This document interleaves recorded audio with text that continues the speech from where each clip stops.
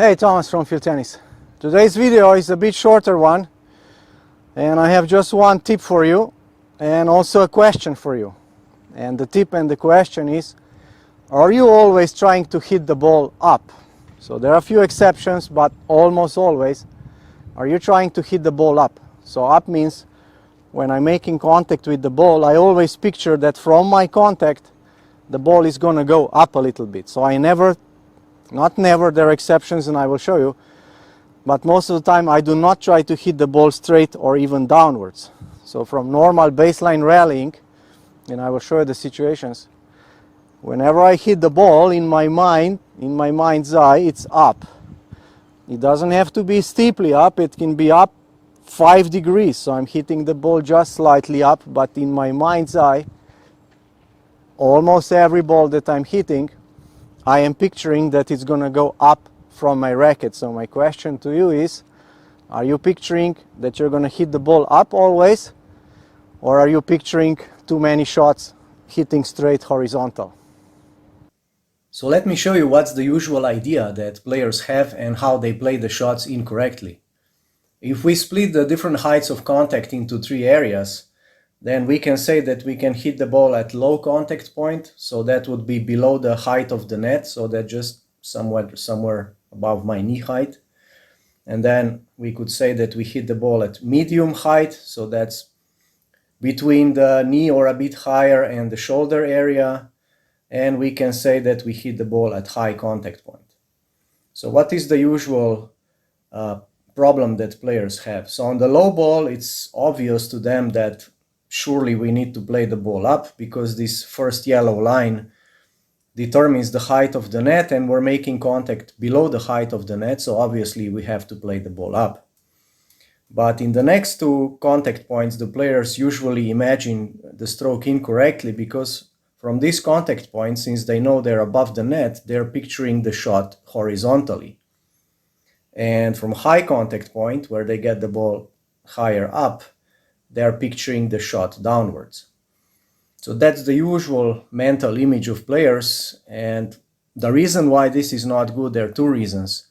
The first reason is that you're going to play a lot of shots very close to the net and of course miss quite a lot of shots in the net.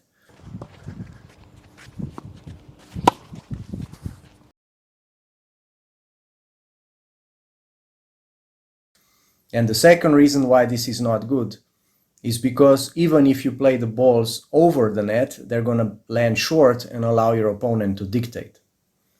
So instead of imagining like this, which is in a way very logical, that's why I am bringing this up, because so many players think like that. So low ball up, medium ball horizontal, and high ball down. What I'm suggesting is that, of course, you have to play the low ball up, and when you hit the ball at medium height, you play it up, but not at a very steep angle. So we can actually look here. I will make another clip later. We can see at what angle I played this ball, how much did the ball go up. So you can see here that the ball is going up from contact. And even when I'm playing the ball high up behind the baseline, so this one, I'm also hitting slightly up. So my line was not very clear, but I'm playing the ball slightly up. So my point in this video is that I am playing basically every ball up regardless of the contact point, regardless of the zone. It's just that when I play the ball low, I hit steeper up. When I play the ball in the medium zone, I'm hitting up a bit less steep. And when I'm hitting the ball at high contact point, I'm hitting the ball even less steep. But every ball is being hit up. So now I'd like to show you 3 exceptions where when the ball is in the medium zone or in the high zone, I am not playing the ball up. So the first exception is that when the ball comes to the high zone, so here just kind of shoulder high, this one is slightly above my shoulder, I might play the ball horizontal. So I know that I'm quite high above the net, and from here I don't feel I have to play the ball up, so I'm kind of just playing it straight.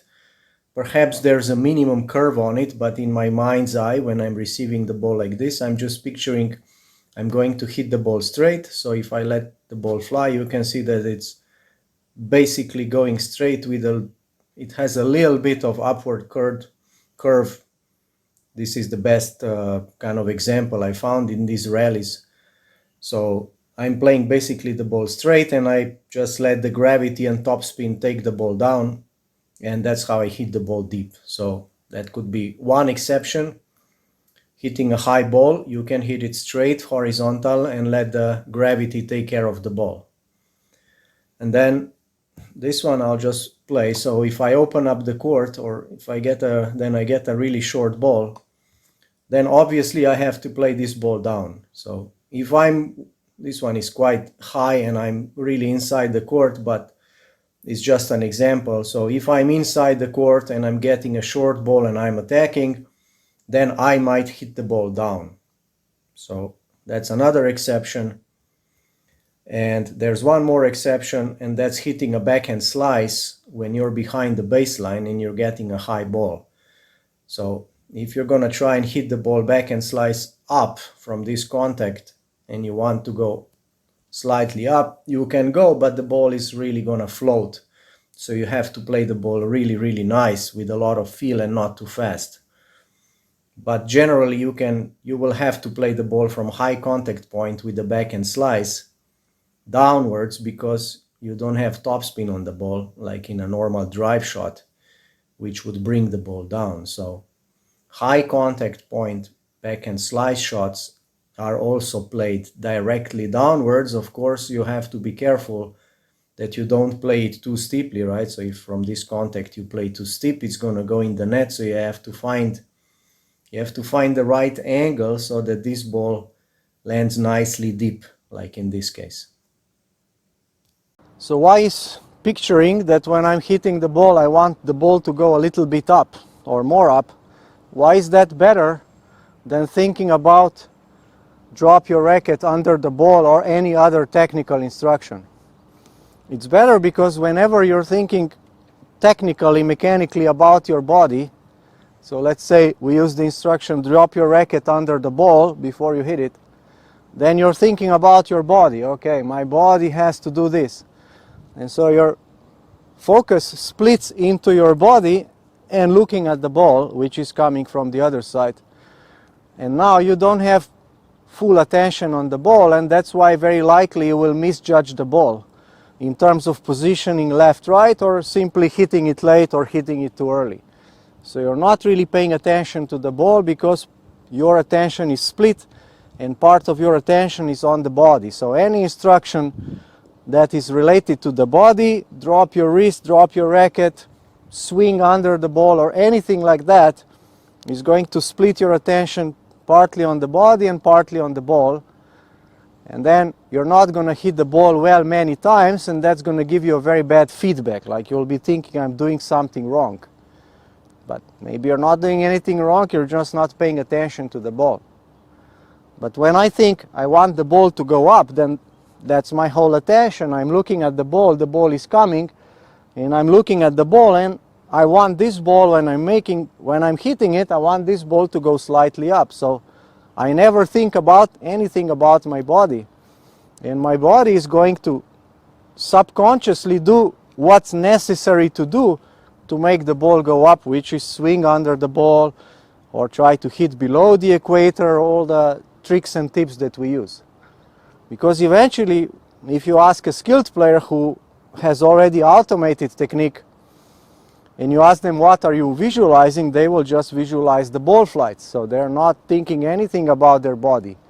So that is your eventual goal. So what I'm explaining to you is eventually all that should be in your mind, in your mind's eye. When the ball is coming, all you are picturing is how do you want the ball to leave your racket, at what trajectory.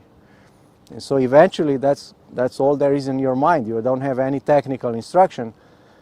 So it's good that you start making this transition and that you see that you don't have to explicitly tell your body what to do. You can use the implicit version. So you just I want this result, and you see if your body can figure it out.